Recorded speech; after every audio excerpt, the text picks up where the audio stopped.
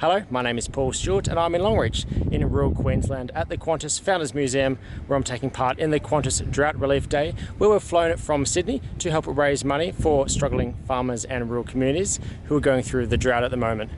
I'm going to show you around the museum later on, but first let's go back in time to Sydney Airport, where this all began about 4 hours ago. The event began with brunch at the Qantas Business Lounge, where our host Jim Wilson, the CEO of Rural Aid and the Qantas Domestic Network, spoke about their connection with regional Australia and the city of Longreach. After that, we were treated to a performance by Daryl Brathwaite, most of which I can't include as it'll set off YouTube's copyright censors. And all of this was happening next to this fantastic view of the apron. And here is our aircraft VH-XZJ, a Boeing 737-800 that was delivered to Qantas in 2013.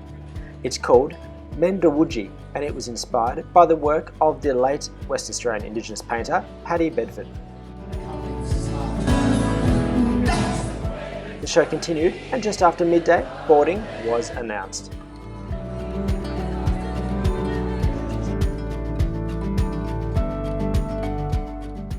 Now here is our aircraft again. Interestingly, 500 litres of paint was used to create this masterpiece, and it adds 125 kilograms to the aircraft's weight. And Qantas frequent flyers will understand the significance of this boarding process. ... Waiting for us on our seats was this cap and a small bag of snacks, and we were able to take home these special seat headrest covers. Now the flight map looked rather unique, as of course there's not usually a regular flight between Sydney and Longreach, and I was lucky enough to get a seat with a good view of the wing and engine. G'day and welcome to Qantas. For almost 100 years we've been connecting Aussies with the world and the entire world with the spirit of Australia. Wherever your journey takes you today, arriving safely is our first priority. So pay attention for the next few minutes to learn the features of your Qantas Boeing 737. And we'll show you just how far and wide our spirit roams. We also have First Officer David Sylvester, and it's our absolute pleasure to be flying you up to Longreach today. We're all ready to go. We're just about to ask for a clearance to push back and be on our way. Just a few flight details for you. We are taking off towards the north today. We'll get some great views of Sydney as we set track for Longreach. There is a 2-hour flight time today, so we've got a little bit of time up our sleeves, so we should be looking to arriving on schedule.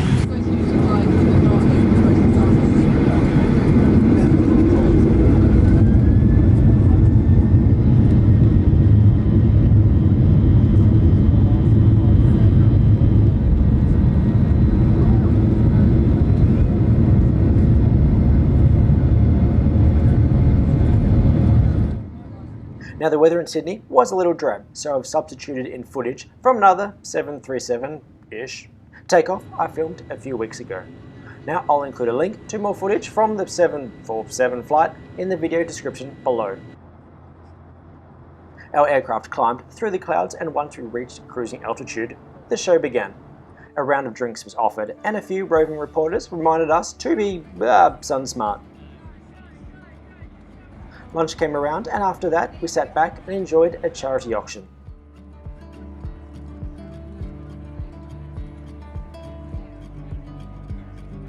Yes to 1100? Yes, that is someone waving. No.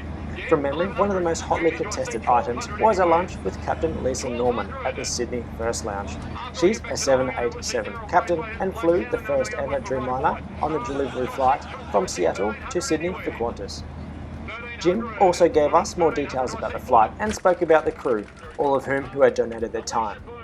In fact, everything from the aircraft itself and the fuel was all donated, so every cent that us passengers paid went to the rural communities that need it most.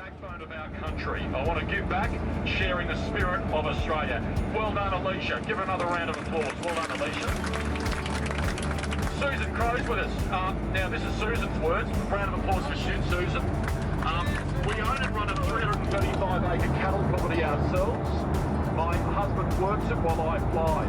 We have some feed of water, as we have sold half of our cattle. Some of our neighbours are in serious trouble. I'm happy to help in any way I can. So that's a... We were all having a ball, and there was a really fantastic sense of community up here at 35,000 feet, although just out the window the drought really was obvious. I actually grew up in a rural town, so hello to anyone watching from Donald or Bort in rural Victoria. And I remember quite a few really dry years and how that affects everyone. Farming is a really risky job, often with investments of up to hundreds of thousands of dollars going into sowing crops. And if those crops die, they make nothing. As well as the emotional toll and stress of the debt, there's literally just no money, and this has a flow-on effect for the entire town as people aren't buying new tractors or going out for meals.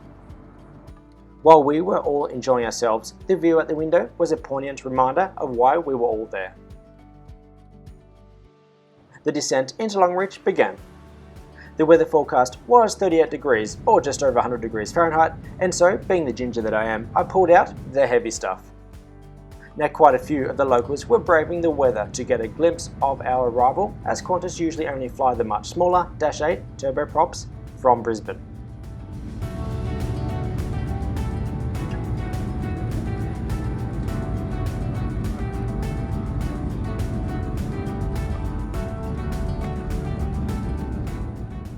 I had visited Longreach before, although as an av geek, this view was still amazing. Seeing the DC-3 and 707, both reasonably sized aircraft themselves, dwarfed by the Jumbo, was amazing. We got off the plane and were met by some friendly locals. It was also great seeing this aircraft from ground level and in good lighting. Thank you.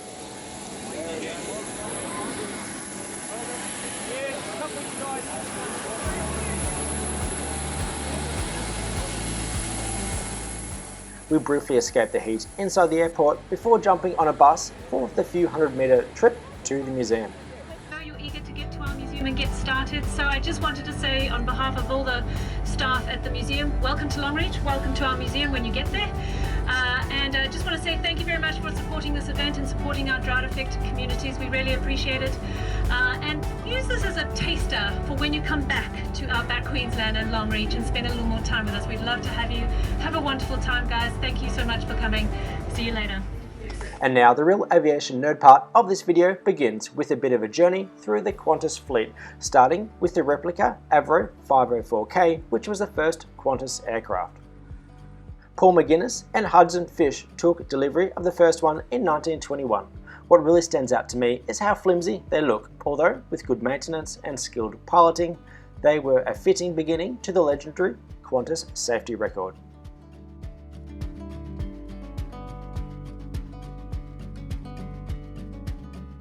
Now this actual galvanised iron shed holds an important place in Qantas history, as in 1922 it became the focus of their operations and where a number of the aircraft were built. Inside we have here a de Havilland DH-50 replica. These were the first purpose-built passenger airliners for Qantas, as they had previously been using military aircraft. This aircraft type, which started flying in 1924 for Qantas, flew with 4 passengers and in luxury, as they had a fully enclosed cabin.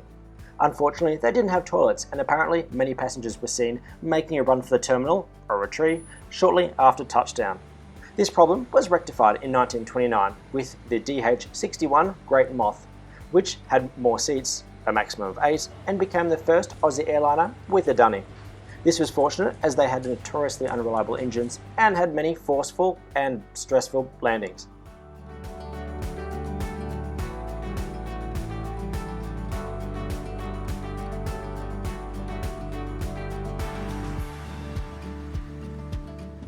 Here we are inside, and I must admit they do provide a great view out the window.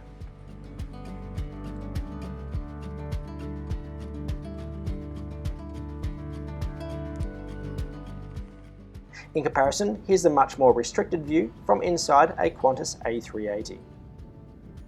And here is the actual toilet, which seems considerably more spacious than most modern airline toilets. Now next up in our journey through time is the Catalina. These hold an important place in Australian history, as they were used to reconnect Australia with the UK during World War II, when the advancing Japanese troops cut off the usual communication pathways. Travelling at up to 200 km an hour, these Catalinas would spend 28 or up to 32 hours if the winds were unfavourable in the air en route from Perth to Sri Lanka, where communication would then continue on. These flights were incredible and became known as the double sunrise flights, because the crew would see the sunrise twice before landing. I don't know about you, but I start getting itchy feet after more than 12 hours in the air, so 32 is incomprehensible.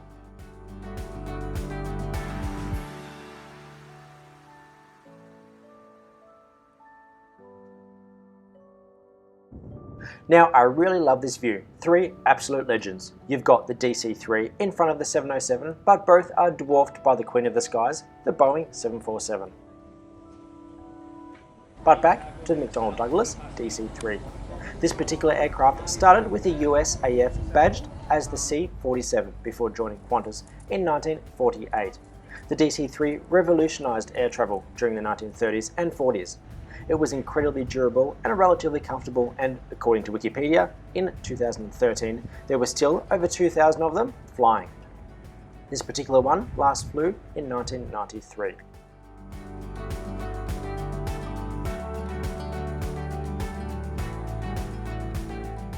Next up is the Super Constellation, which is a new addition to the museum. This, frankly stunning looking aircraft was the first in the Qantas fleet to be pressurised, thus allowing them to fly at high altitude and over rough weather.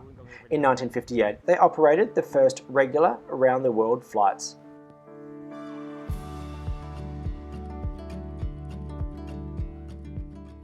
And by the way, these are an Outback icon, the road train. These trucks often travel with more than 3 trailers and cover thousands of kilometres, keeping rural areas supplied with goods.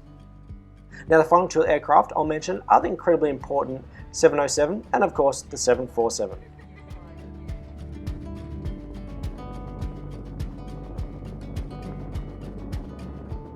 Now, the 707 was the first jet airliner in the Qantas fleet, and this actual one was the very first. These aircraft replaced the propeller-driven Super Constellations, which you just saw, and essentially halved the flight time on many routes. For the first time, passengers were actually exposed to jet lag. And in 1969, Boeing revolutionised the industry again with the massive 747. Prior to this, flying was quite expensive, although because now they were able to squash in so many passengers, the ticket price went through the floor. For many people, the 747 was the first airliner they ever took overseas. That's probably in part because between 1978 and 1985, the entire Qantas fleet were 747s. I should also mention that this particular 747-200 has a fifth pod, which has another engine inside of it.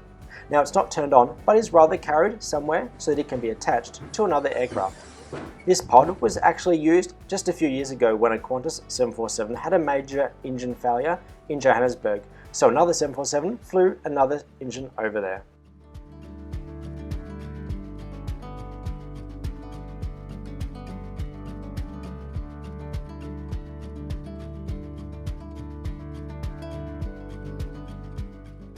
Now, a few lucky people who won a raffle were fortunate enough to do a wing walk. I had done it previously, and it's certainly a must-do if you visit the museum.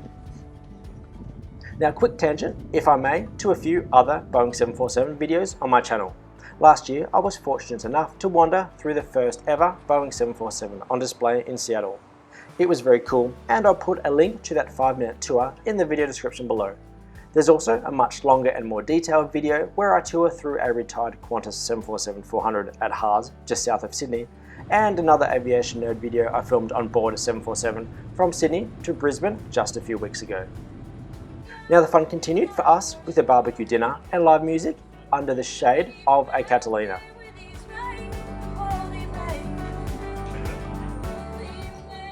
Then it was back on a bus and back to the airport.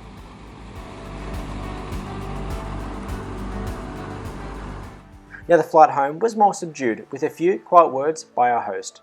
I think we were all surprised by how hot and dry Longreach was, but we were also somewhat energised by being able to help in some small way.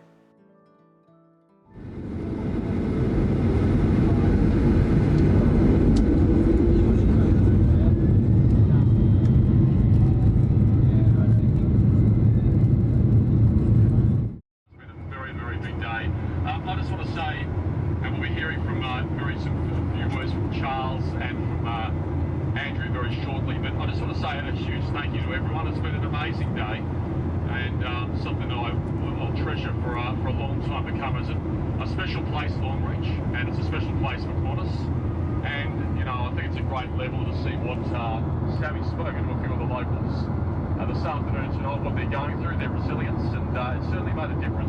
You all being here and being great supporters of what I think has been a really, really special day. So thank you for making my job really easy. I feel very blessed to actually have been on the flight with you and shared that experience with you this afternoon and tonight. From Daryl Braithwaite right through the day, a wonderful crew. So I think before we go any further, let's give our wonderful crew a positive hand down to the crew again. As you can see from the videos on my YouTube channel, I travel a lot and I really enjoy it, although there's something special about Australia that I love coming home to. In fact, it's such a great sight seeing that red kangaroo overseas and walking on board to a friendly "Welcome back, Mr. Stewart." Look, Australia's not perfect. We don't have big exciting things like the USA or the ancient history of Greece or Egypt, and Tasmania's still a part of the Commonwealth, but we have mateship. There's 24 million of us, blokes and Sheilas, all keeping an eye on each other. I was fortunate enough to visit one of the birthplaces of this idea of mateship just last month, and if that place doesn't make you reflect on what's important, then I don't know what will. One thing that really stood out to me on this visit to Longreach was just how friendly everyone was. The warm handshake and the welcome I got as I stepped off the plane really encapsulated the whole day.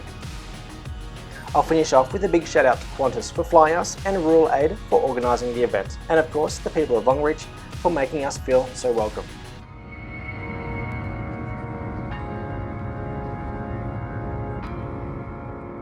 If you're able to, I'd strongly encourage you to visit ruralaid.org.au and donate. And even better, consider having a holiday in Outback, Australia.